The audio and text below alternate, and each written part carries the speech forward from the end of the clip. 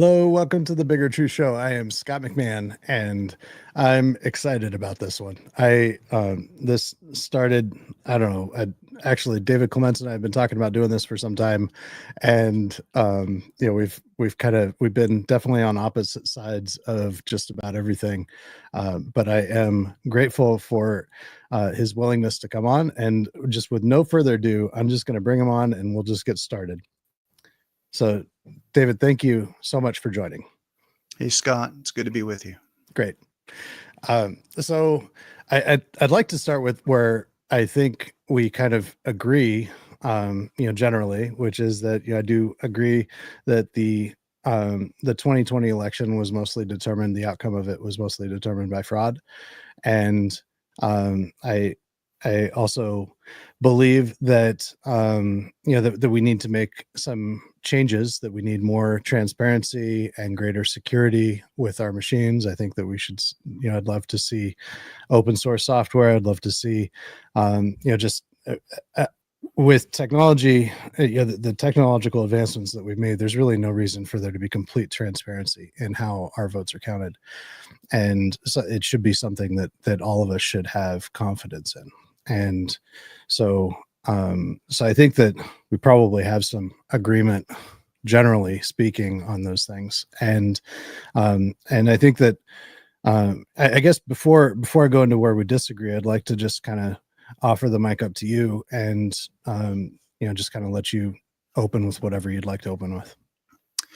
Yeah, well, I came across some of your posts through Into the Matrix, and I've got, I guess, a halfway decent relationship with those guys. I had some things that were troubling me years ago about the America Project, and specifically related to the Maricopa audit and accountability. Mm-hmm. And I asked questions, and I really got raked over the coals for the better part of a year. And so one of the things that drew me to your post was that you were asking very, very tough questions of very, very popular patriots. And but later on, there seemed to be an inference that I'm part of a network. And I reached out to you almost immediately to say, I could see where you might gather that because I'm a public figure, but my comments and my critiques really are their own.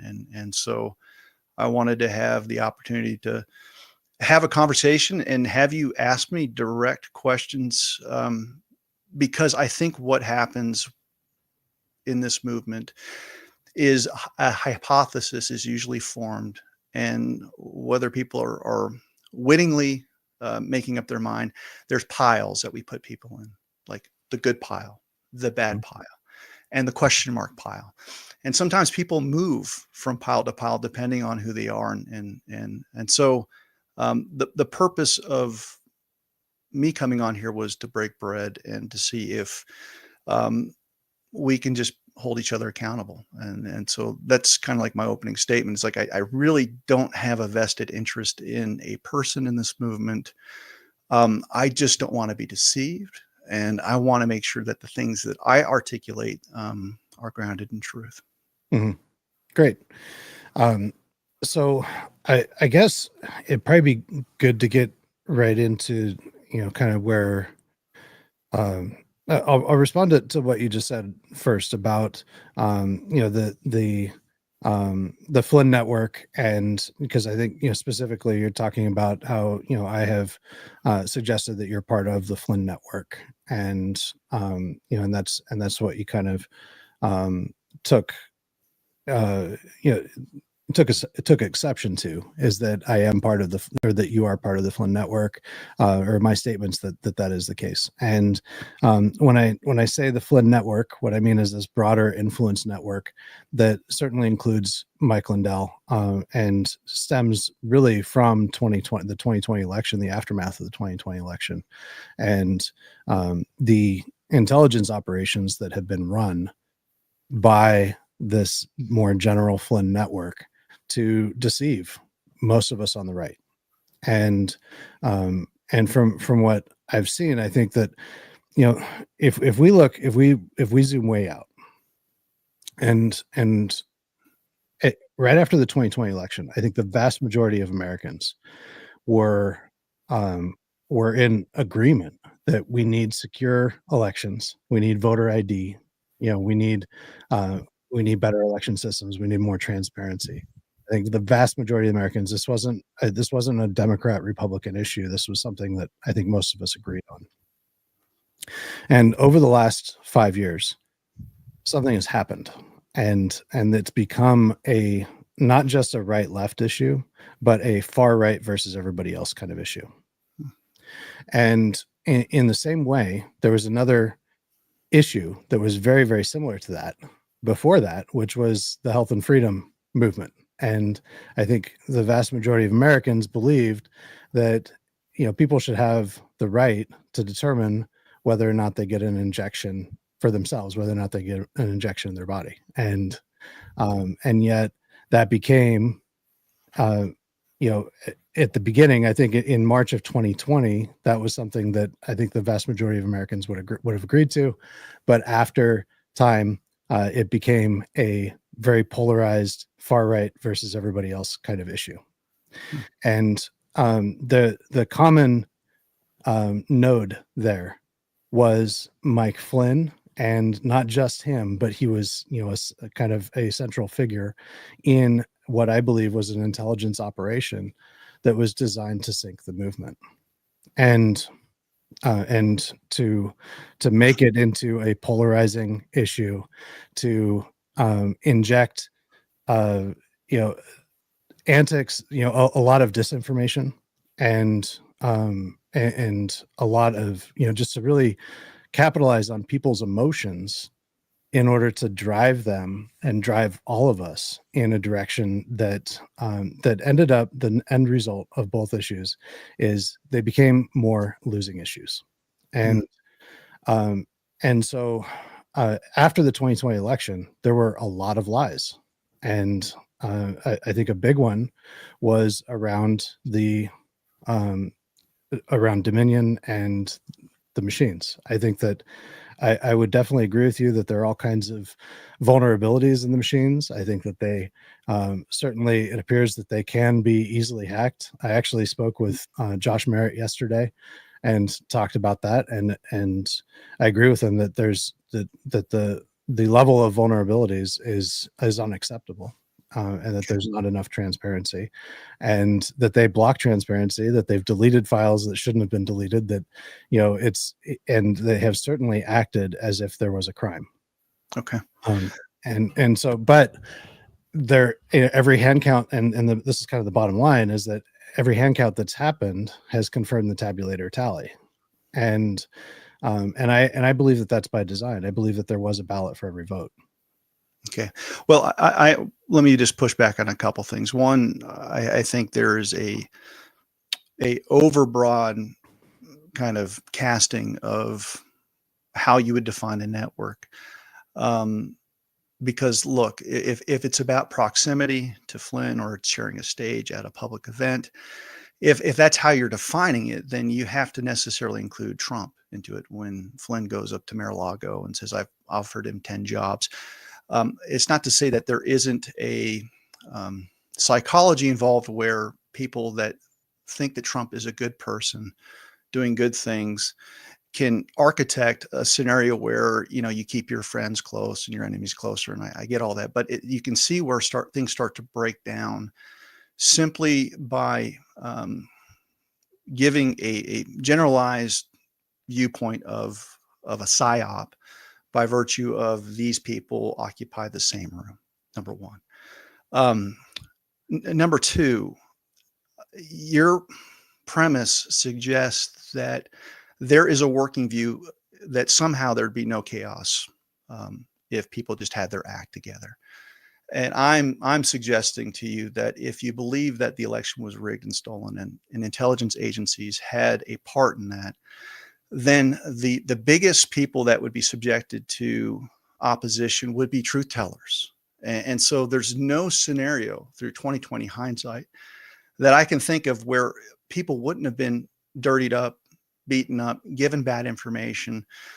And so case in point, what I can do is I can defend my decision making, and I can defend like my thinking, full well conceding that I would agree with you that there has been bad information inserted into the election integrity movement.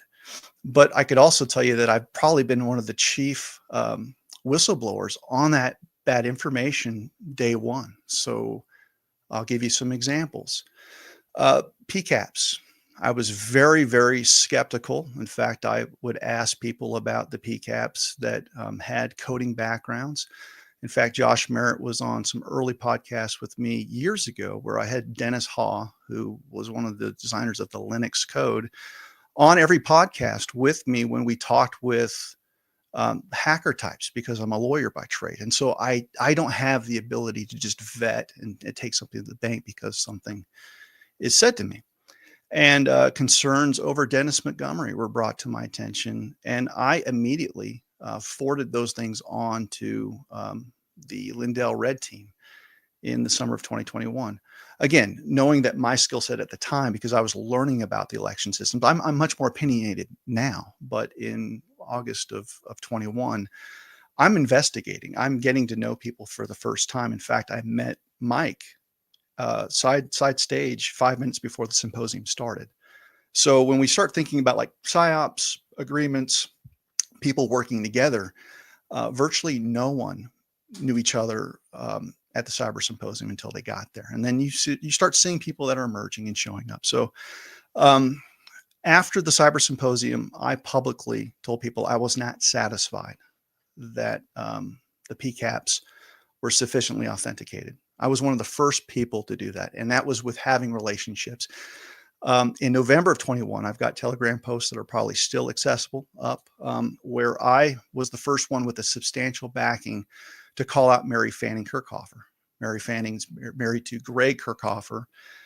So at the time, I probably had about 150,000 subscribers, and I asked the valid question: why is this person, who's nameless, who's faceless, the executive producer for documentaries, bringing attention to Dennis Montgomery and to Dominion, when her husband was an attorney with the intellectual property division of Kirkland & Ellis that did the legal work to facilitate a capital raise for Dominion?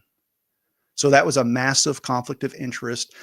I felt that I had to share that with the public, given what happened, and I got an earful. I got attacked from everyone on the Lindell camp. So to the degree that I have done maybe 3 or 4 events with Mike, there's always an internal calculus of, all right, he's got an audience that I don't have, just like you've got an audience that I don't have.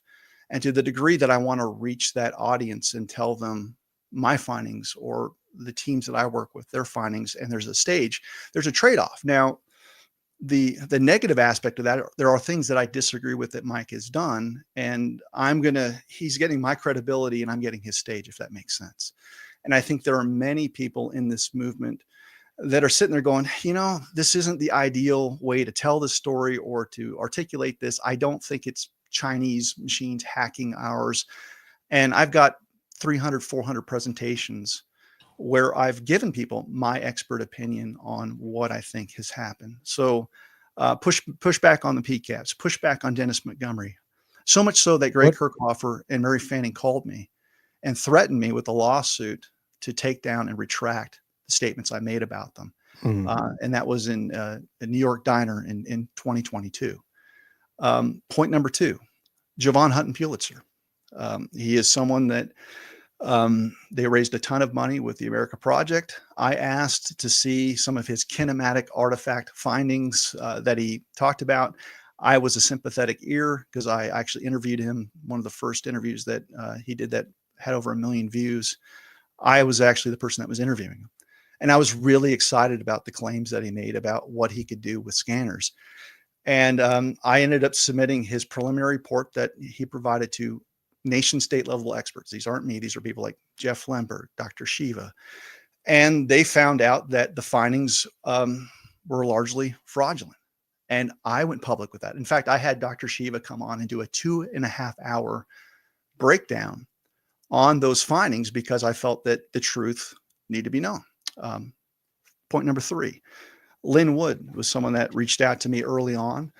And you're just looking for coalitions, whether it's Flynn, whether it's Byrne, whether it's Lynn. You don't know until you know.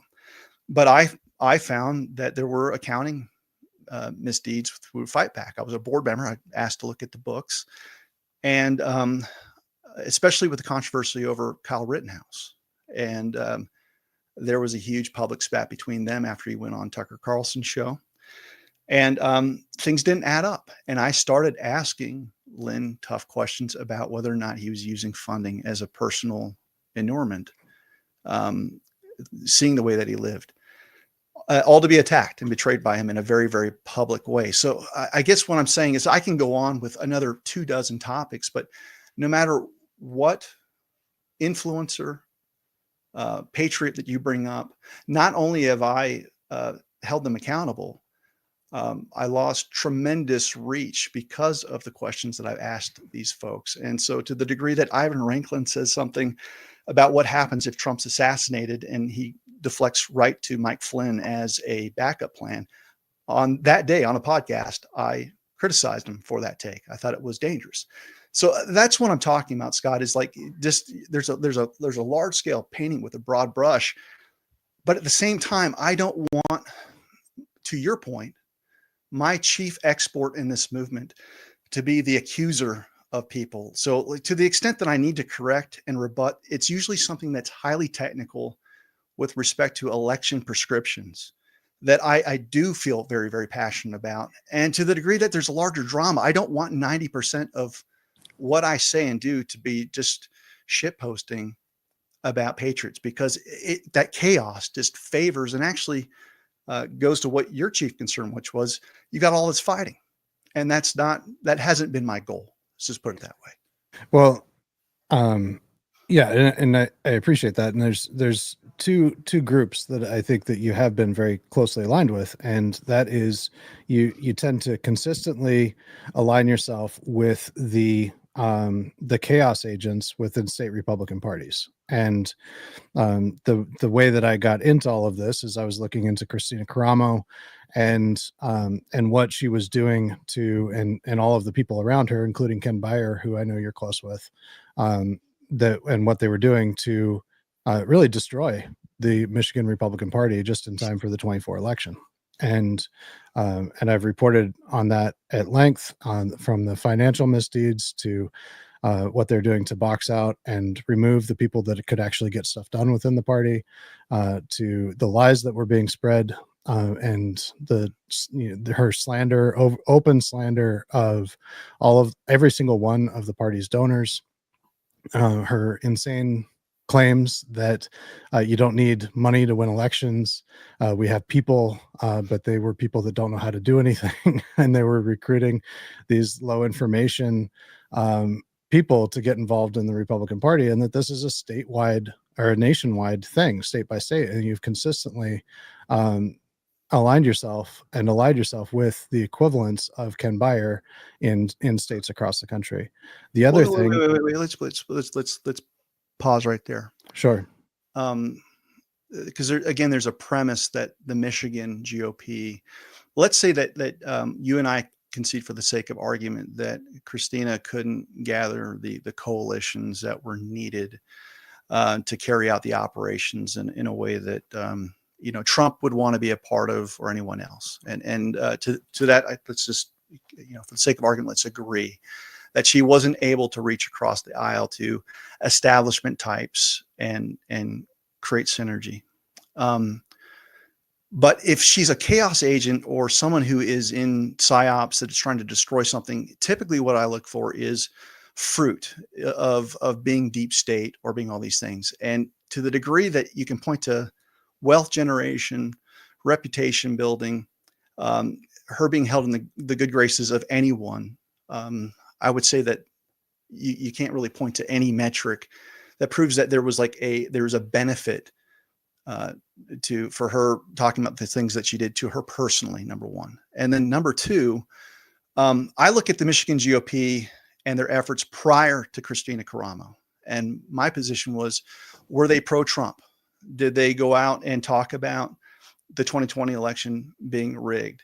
Were they doing sufficient grassroots activism, having attorneys on the ground to fight for Michigan when it came to the Electoral College? And the answer to that is uniformly no. And so the question is like, yeah, okay, I agree with you that you need to raise money. But when their coffers were flush, when you had Ronna Romney McDaniel and them having no problem fundraising, did it lead to a Trump victory in 2020? Well, Ronna McDaniel was there in 16 when it did. So, but I'm talking about 2020. All right.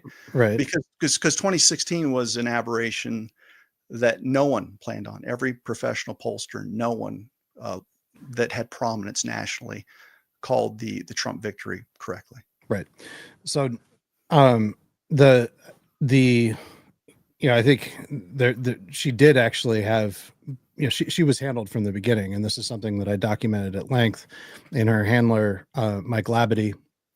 And I've had dozens of direct source eyewitnesses with direct one-on-one experience with Mike Labadie and Christina Caramo that have come to me to confirm every aspect of my reporting about her and him. Can you give specifics? Because I'm not an expert on Mike Labadie. I'm not an expert on.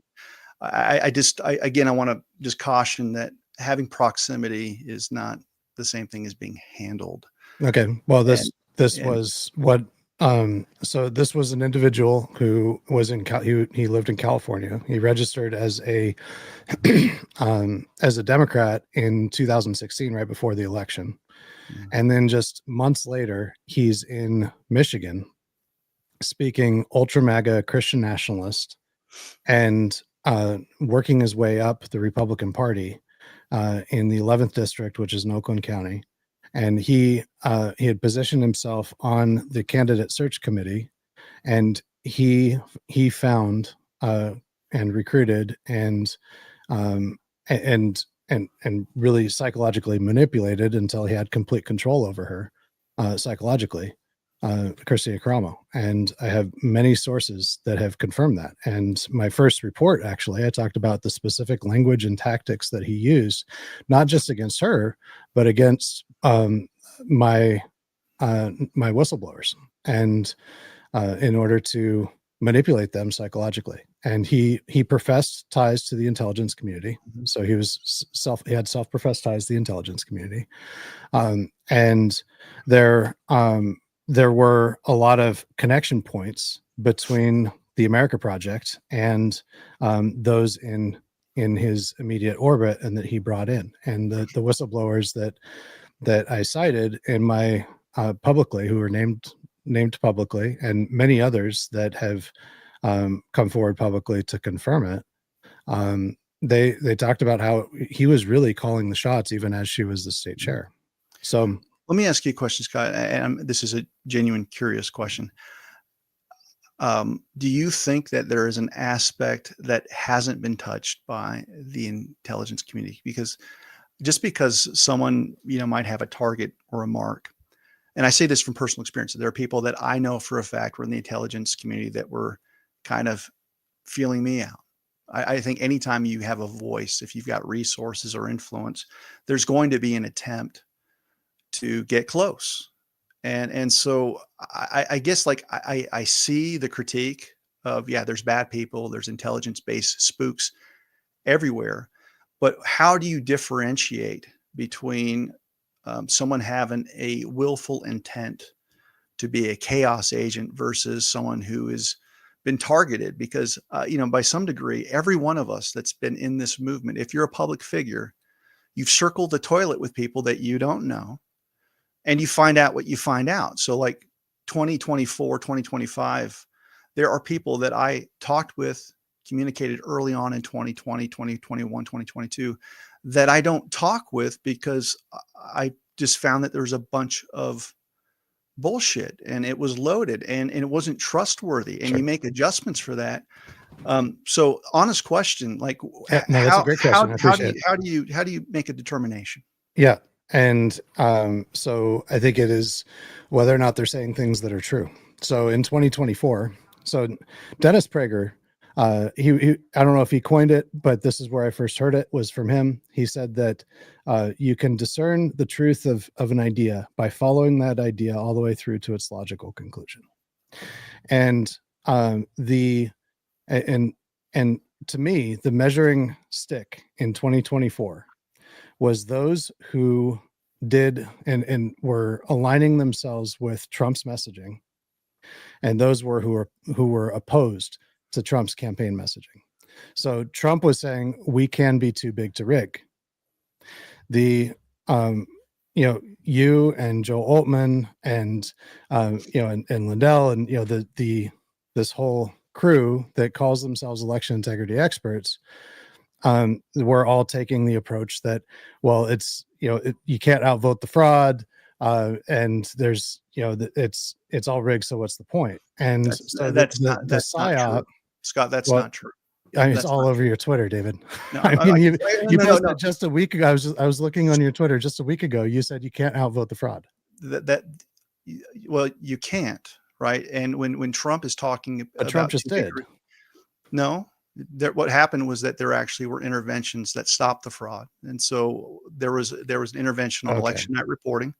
So it comes down to efforts, and so I What were the interventions? Are you saying? Okay, so a couple points. Number one, Dennis Prager needs to take his own medicine. Ben Shapiro needs to take his own medicine. None of them. No, it has nothing to do with Dennis Prager. This has to do with the quote. I think that this is an objectively true statement. I'll wrap it up. But there's a philosophical framework where you take things to its logical end. Dennis Prager has never said that the 2020 election was rigged and stolen. Again, this has nothing to do with Dennis Prager. This has to do with the truth of the maxim. But Trump did. And so he was actually at cross purposes, which is your criticism, with Trump's messaging. Ben Shapiro did the same thing. Virtually 99% of the professional conservative class was at cross purposes with Trump's definitive statement that he's never wavered on, that the 2020 election was rigged and stolen. I, to much chaos, as a law professor, stated out loud that 2020 was rigged and stolen. So the degree that we start looking at the mechanics of how to get Trump across the finish line, I have worked with experts. We have published audit reports that were peer reviewed. I have had an audience with Donald Trump in person. I've kept up communications with people that are close with Donald Trump in person. And so just because he said something doesn't mean that I'm necessarily going to agree with it, because I'm looking at this from an architecture standpoint, not scoring political points, not becoming his favorite. And I want to make sure that there were interventions in place to ensure that Trump got across the finish line. And I actually think he took us up on many of those recommendations. In fact, Donald Trump retruthed a story that was authored by my wife and I, that was put out with Gateway Pundit on Albert sensors. So it's one of those things, and it's not just that. There's another report that came out of New Mexico that Donald Trump himself published that we put out. So was this right after the 2020 election? This was in 2022. Okay. After we audited 8 counties in New Mexico. Okay. So what I would like to do is that I have just one video. I told you I don't have much. There's just one video that I'd like to share, and this is of you, and primarily you and Joel Ullman. This is at the beginning of last year. You can tell me. I'm not sure exactly when. Maybe you would know. But you're talking about Gideon 300, and so and this is, I have this published. Hang on just a second. I've seen this. Yeah. All right.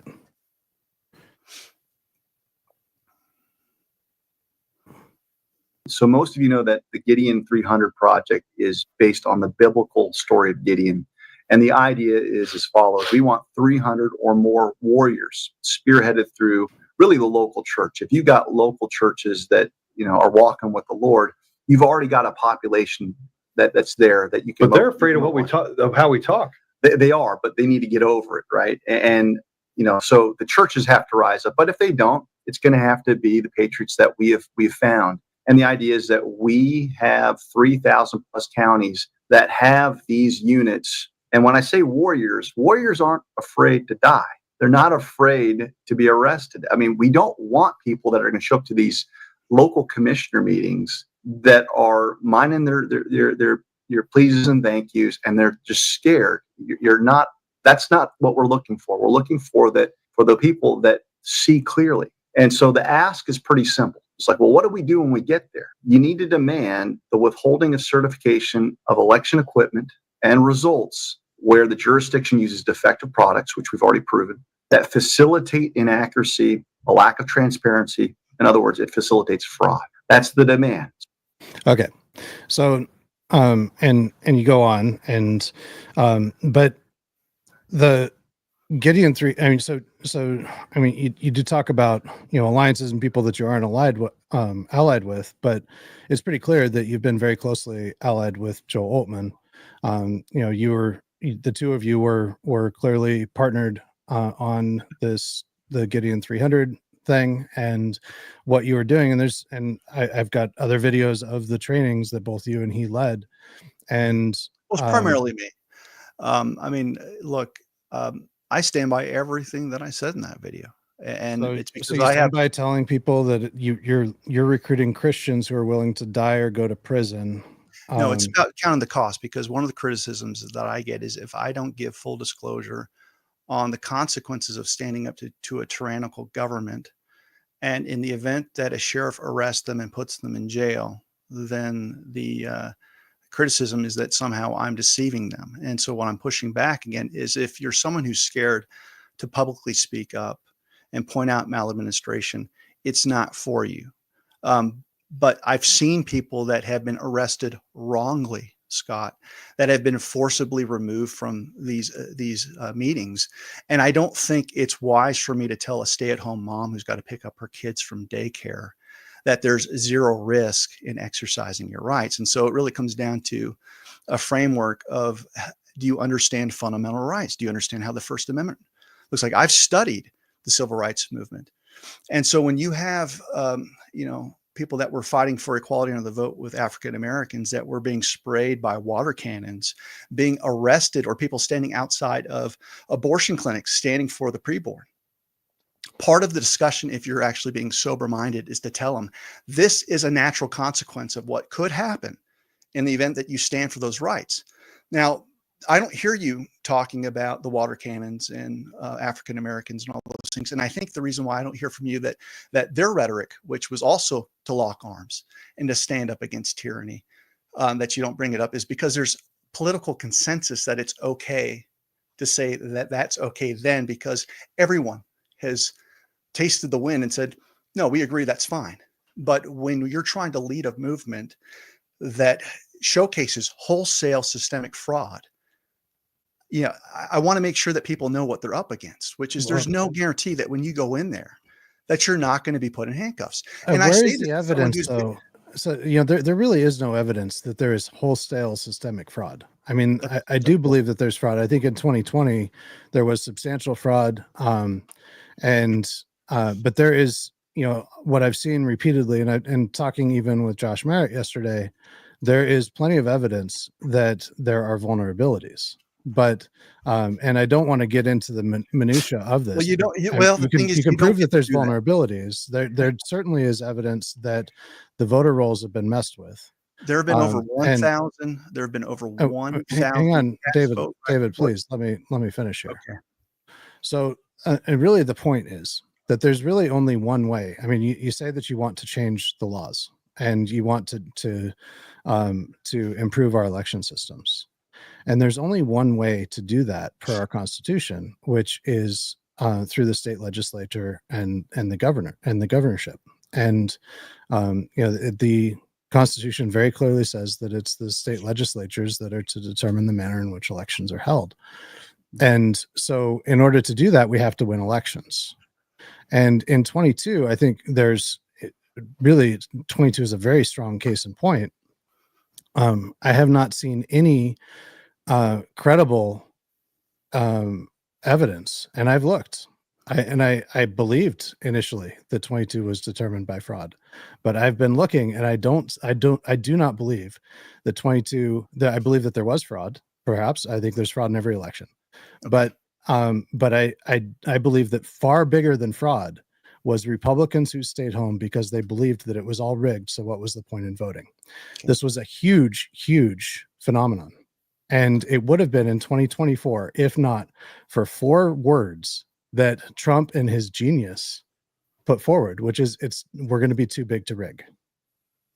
Okay, And, let and me because of that slogan, Trump was able to win and overcome the psyop that you and Altman and so many others were putting out on the American public to suppress the vote, which is what is exactly what that has been. no, As no, a you're wrong. psyop to depress and suppress the vote. No, It no, hap- and the reason why you're wrong is that you're entitled to your opinion, but you haven't done the what? research. So You haven't, Scott. what? No, Let but me what respond. are you saying that I'm wrong Respond. about? Okay, that there is, number one, no widespread systemic fraud. You haven't done the research to have that opinion, and I say How this do you is know what research I've done or haven't done? okay to the public that I put out. This is an assessment report of over 500 pages, footnote that was peer reviewed by nation state experts. And to date, not one person has debunked a single finding out of New Mexico. Before that, we had a 200-page report with similar findings.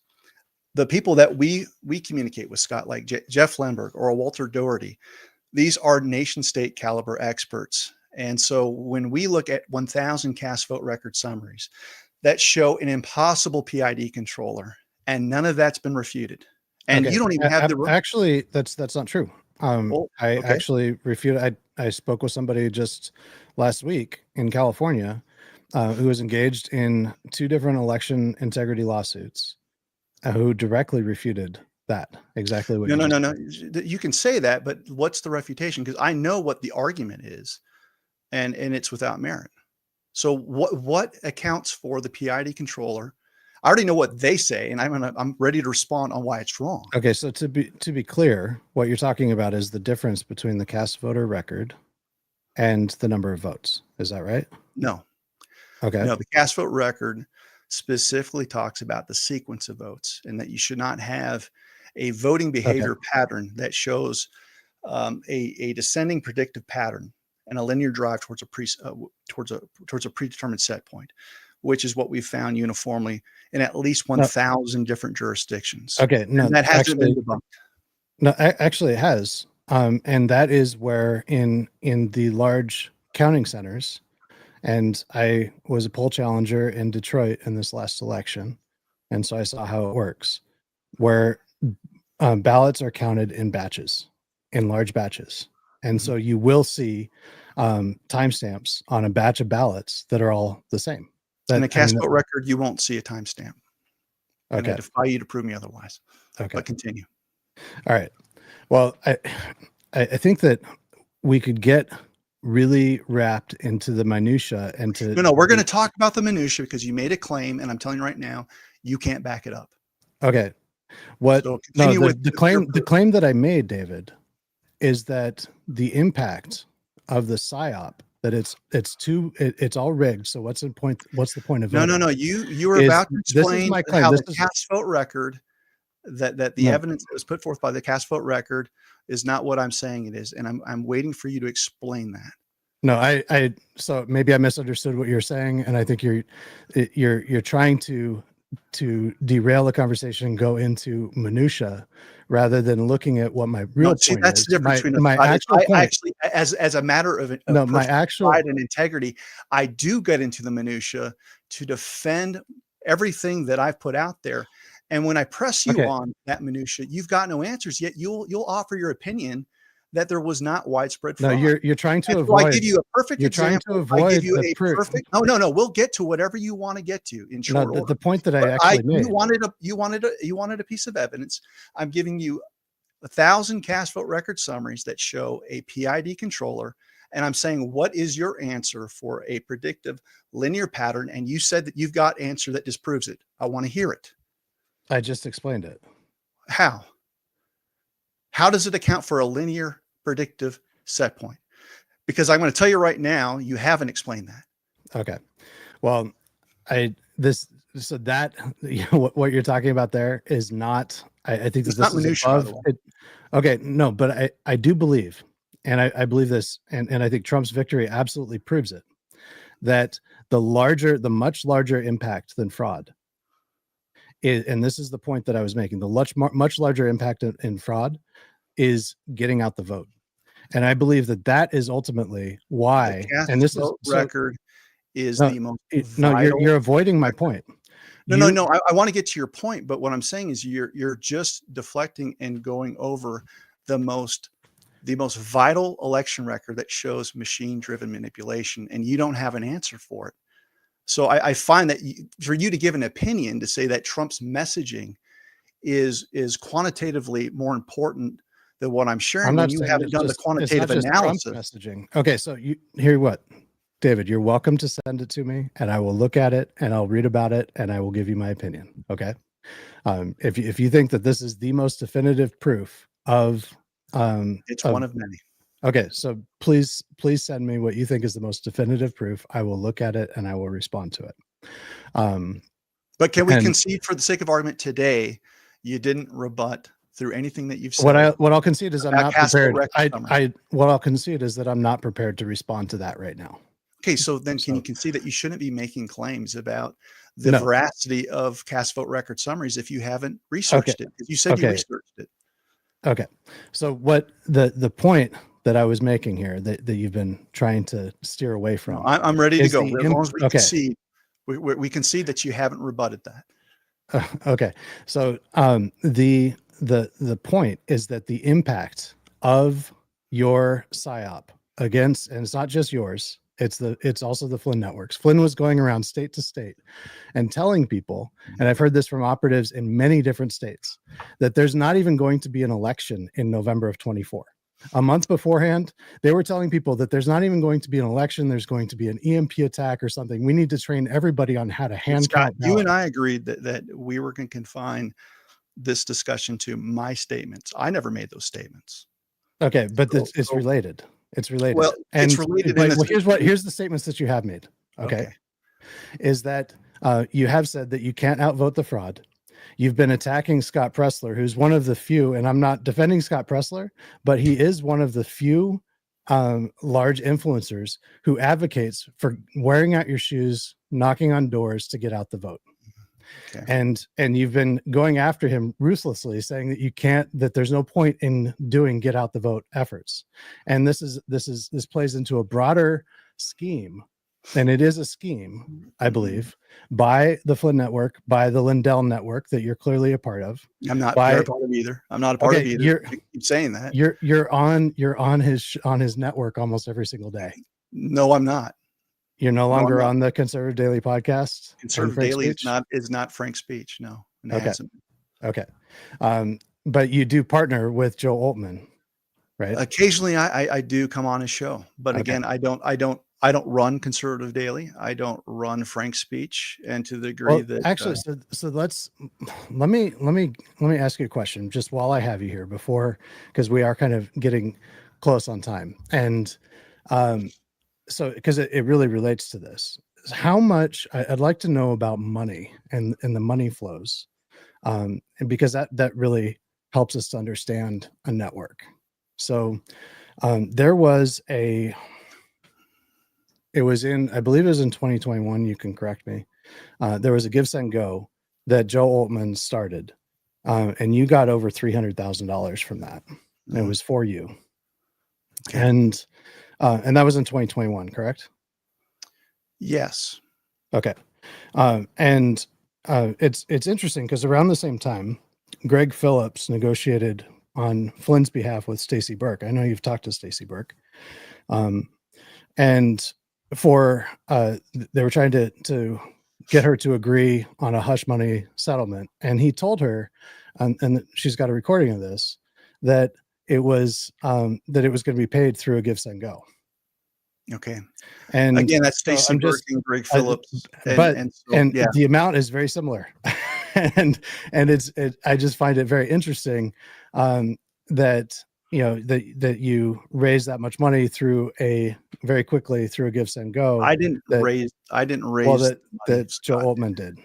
Well, he didn't raise it either, unless you're somehow suggesting that the donations didn't come from real people. And so when I you're on don't know. GiveSync, okay, well, there's 3 claims that you've made, but I want to take each in turn. Claims that you can't outvote the fraud. You can't, because right now what we don't have are accurate results. Even Trump's victory, quote unquote, is not an accurate result of 77 to 75 million. The number of Senate seats and House seats that we lost because of fraud only supports the hypothesis. The fact that you've got Tulsi Gabbard coming on and saying out loud the same things that we've talked about the machines manipulating results, more of that's going to come out. Regarding Scott Pressler, I've never attacked him. I've attacked the methodologies. I don't get into his personal lifestyle stuff. I disagree with it as a Christian, but my issue are the claims that he makes and he attributes to his efforts that aren't supported by the data, like, registering how many Amish people. You look at the actual official voter records, it's not accurate. It's not true. He actually had to walk that back. Talking about Lancaster, Pennsylvania, and claiming that his get out the vote efforts led to a victory. It didn't account for what we've been talking about, is that you look at the number of mail-in ballot fraud. It completely blows that theory out of the water. So I don't attack Scott other than the fact that if he's going to make a statement, he better be able to stand by it. And every time someone questions him, they get gaslit like we're attacking him personally. I resent that. As far as the money, I've never dodged this conversation. Okay. The reason why people donated to me had nothing to do with elections. It had everything to do with me getting fired from my job as a professor for standing up against the jab. And so there was a tremendous sympathy because there are so few people in academia that were protecting their students. And in my class, I didn't make anyone wear a mask. I wouldn't put in the syllabus that you had to get the jab. And so it was a very, very popular viral video that went out there. And I didn't ask for anyone to set up a fundraiser, but Joe did. And many, many people, thousands and thousands of people made contributions. And there were no strings attached on what to do with that money. It was basically, you got fired. And just to put this into perspective, I was getting paid on average $103,000 a year as a university professor. So do the math. Right now, if you look at my commitment to elections over the past 3.5 years, I'm actually lost more money than I acquired through the fundraiser. So you haven't had any other sources of income in that time? You haven't been paid by Lindell or the American Project or Patrick? I've been offered a job at the American Project. I declined. I've been offered compensation from Mike. I've declined. In fact, you won't find one single document out there that I've received monetary compensation from Mike Lindell at any point. And the same could be said for America Project. There's your answer. Okay. So, I mean, you talked at the beginning about holding people to account. I mean, did you hold Joe Altman to account for his, proven false statements about Eric Coomer? They're not proven false. In fact, well, in a court of law, I mean, his statements have resulted in billions of dollars in lawsuits. Yeah, people can file lawsuits. All they've got to do is pay. And they've been paid. Well, the Fox Newses of the world that want to avoid the issue and to the degree where part of the settlement is to fire Tucker Carlson from the network. But the filing of a lawsuit and using lawfare does not prove the truthfulness of one's comment. And last time I checked, Joe Altman hasn't settled with Eric Coomer. He's still in active litigation with him. Right. That's a fact, right? And to the degree that someone like Rudy Giuliani somehow just got bamboozled into being deceived about election fraud, he will tell you even now, after a $148 million verdict in a corrupt case where he wasn't able to put on evidence, he wasn't able to assert claims that he was entitled to, would tell you that there was widespread fraud. Right. I want to share. Whoops. This is weird here. There we go. This is a statement from Joel Altman, and this is from the Colorado Times Recorder. Scott, you and on- I agreed before we got on that to the extent you were going to bring up other people, that we agreed that it would be fair that you talk with them and let them defend themselves. What we agreed is I wasn't going to go on and read statements made by other people. Well, you continue to choose to associate with Joel Altman, and I'm not going to bring I understand, Joel Altman but if this was going on to be the a show problem, because Joel Scott, Altman, if this was going to be a problem, you should have had the respect to tell me that this was going to be a problem. But I can show the screenshots of our agreement on what we were going to discuss, and we said my statements that anyone else that you're going after, you should entitle them to come on your show and let them mix it up with you. Just so like you think I should bring somebody on the show that calls me a pedophile and wants to bring my family into this without any evidence, and even makes an implied, a very clear implied threat that he is planting or has planted or will plant illegal material on my devices? You think I should have somebody like that on my show? I Do you think think you should associate with somebody like that? I mean, it's well, pretty. I get your accusation, but just because you're saying this out loud doesn't make it true. What And part so that he did that? The screenshots. I mean, many of my followers witnessed it. I've got all the screenshots. Mm-hmm. Yeah. Yeah. It doesn't change the fact that if you've got a beef with Joe Altman, then I think you should take it up with him.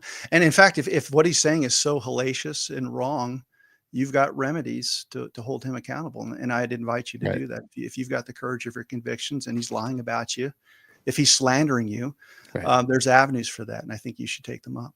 Which is what he's been directed. He's been directed to do this, I'm certain, so that I can, in order to derail me and to try to get my attention away from my work. So, well, that's your opinion. But I mean, like I said, if it's as bad as what you think it is, I'd invite you to file a lawsuit and correct the record. But using me as a proxy to go over his social media, that's something we agreed that we wouldn't do, not his or anyone's social media. That I'm here to answer for me, and that's what I'm doing. Right, and I've allowed you the I've given you that space with regards to others, but I think there is with Altman, you do have a proximity to him that is continues, and we are who we associate with. In part, we are who we associate with. Yeah. Well, then you've got to start going after Trump, because a lot of the people you're accusing of being part of some network to damage the country. Well, I think that is the point of the whole operation, is to damage Trump. So it's interesting that you would say that. Well, I think it's interesting, but my point is that you bring up proximity, and then I give you the example that we both agree, for the sake of argument, that we think that Trump is a good guy. We want him to win.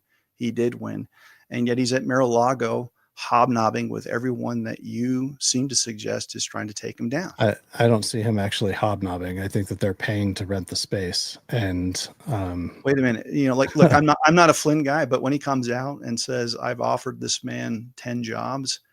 Yeah. And then what job does he give him? Yeah. But what were the other job offers? I don't know. And you don't know, but to suggest that he's just there and for renting the space, I don't think you can compel Trump to give such a glowing endorsement of someone that you're up against. And I say this as someone who's not high on the America Project or any of those entities, but the fact of the matter is Trump didn't have to go out there and give him a glowing endorsement, and he did. I don't know that I would not call what he said a glowing endorsement. He spoke in the same way about when he spoke to the World Economic Forum. He spoke the same way about Klaus Schwab. So that's just the way he is. And I would actually agree with you that I think I would like to see a stronger condemnation from Trump, or Eric Trump or his children choosing to go to the Reawaken tour events with with Flynn. I mean, look, I don't think that fits nicely into your hypothesis, because we're using people's words, action, and conduct to create a theory. And then when you have words, action, and conduct that doesn't fit your theory, you just dismiss it out of hand. No, I don't dismiss it out of hand. I think that one of two things was happening. And, either, or maybe more than two things, there might be other options, but either they were running an intelligence operation against Flynn and gathering intel of their own to report back to Trump, or they were subjected to it. And I don't know. Time will tell. Maybe I work for Trump and I'm doing everything that you just described. Maybe so. Time will tell you. I mean, you don't know. And so it's one of those things where you'll make a very, very bold statement about what is, and yet all you've got is a bunch of conjecture to support what you're saying. No, not at all. I mean, between the two of us, who has spent it is 3.5 hours with Trump? I have.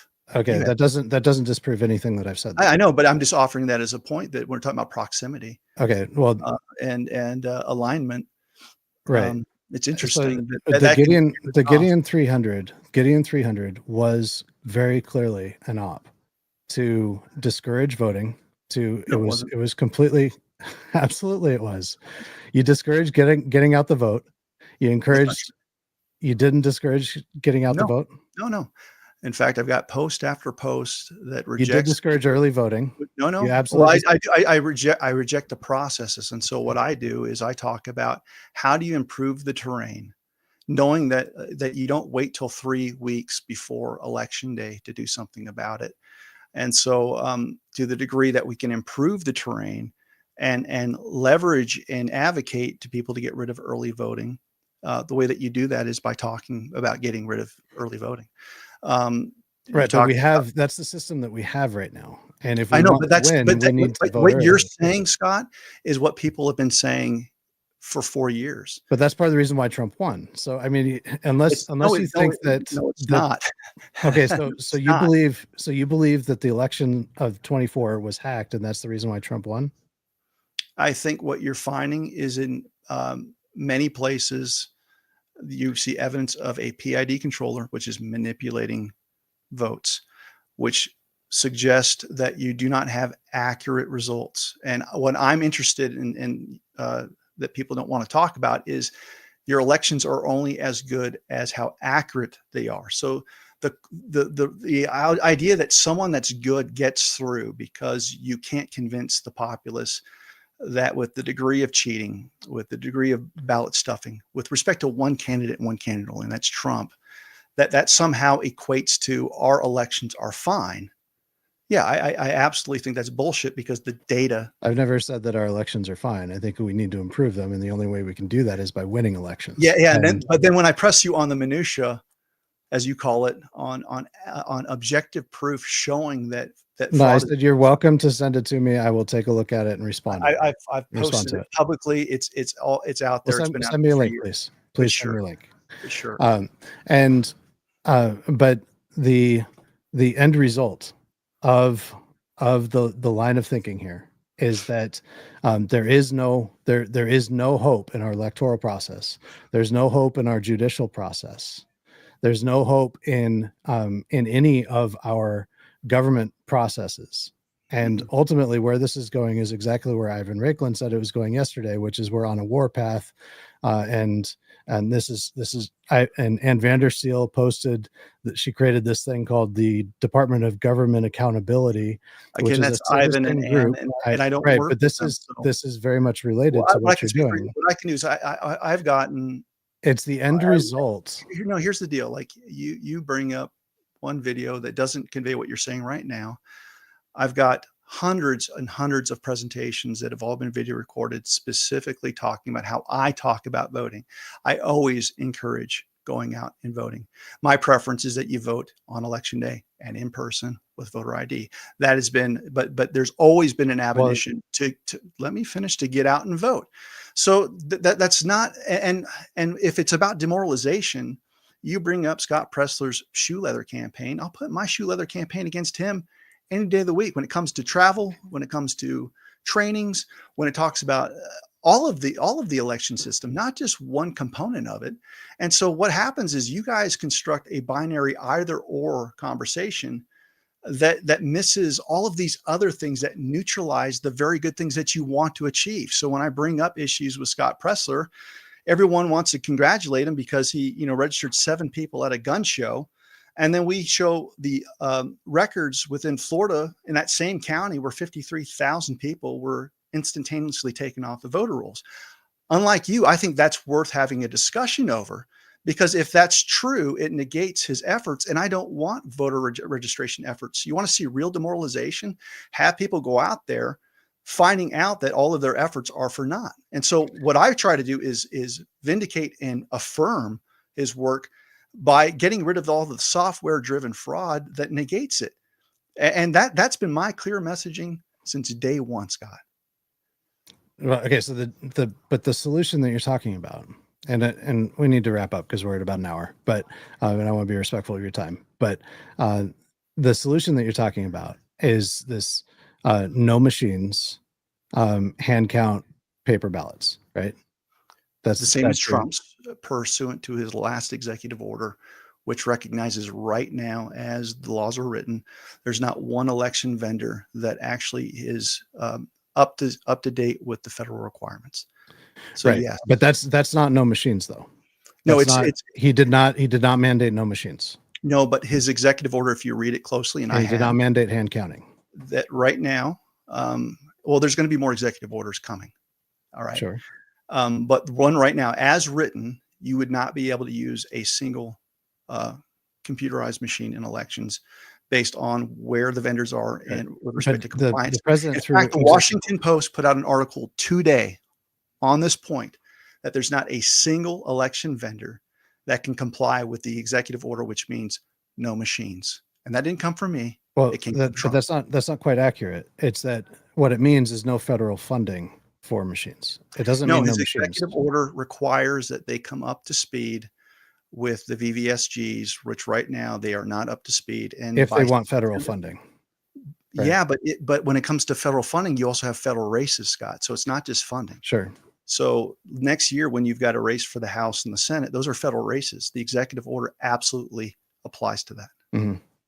And it can be undone. So this isn't a permanent fix. No, but I'll tell you this: having the House and Senate for another 2 years certainly improves the chances that we'll continue to eke out victories. Right. But so well, and hopefully that happens as long as people like Ken Byer don't, go out there and try to hurt the nominee after the primary, like who's they the did nominee? Who's the nominee? Well, like they did in this last election with Mike Rogers and Pete Hoekstra. Yeah, look, those uniparty hacks, they weren't MAGA. They haven't helped Trump at all. They haven't helped election integrity. Well, that's Michigan, objectively false. No, in 2020, Pete Hoekstra completely turned the mess around. Completely, 100% in 7 months. No, he didn't. The party was bankrupt. No, the election integrity advocates like Patrick Kolbeck, many people in Michigan, much more thanks needs to go to them because they had eyes on many of the centers that were trying to receive mail-in ballots. So what you clearly don't know Michigan.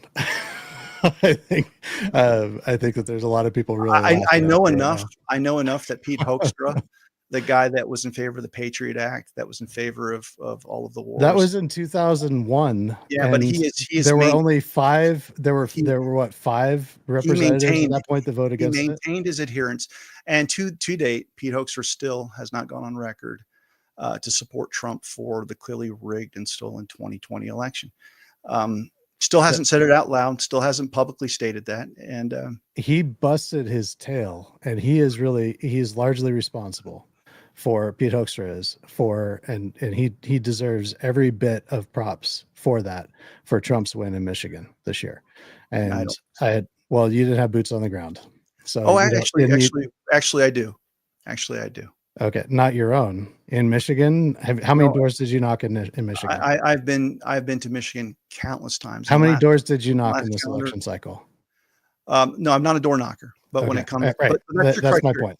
But that's your criteria. But that needs to be informed by the data. And where I'm pushing back is when we look at the official records from Michigan. I know far more about that than you do. Okay. All right. And I'd be happy to go into the minutia about that if you'd like. Right. Well, and so that really is my point, is that you advocate against door knocking and the things that it actually takes to win elections. Find one post where I say don't door knock. Okay, you may not say those exact words, but you don't do it. See, this is what we're doing, though. I have to correct your half truths every 2 seconds. All right.